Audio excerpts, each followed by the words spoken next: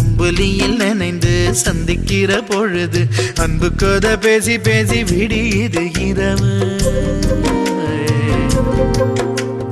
ஏழு கடல் தாண்டித்தான் ஏழு மலை தாண்டித்தான் என் கருத்து மச்சான் கிட்ட ஓடி வரும் மனசு.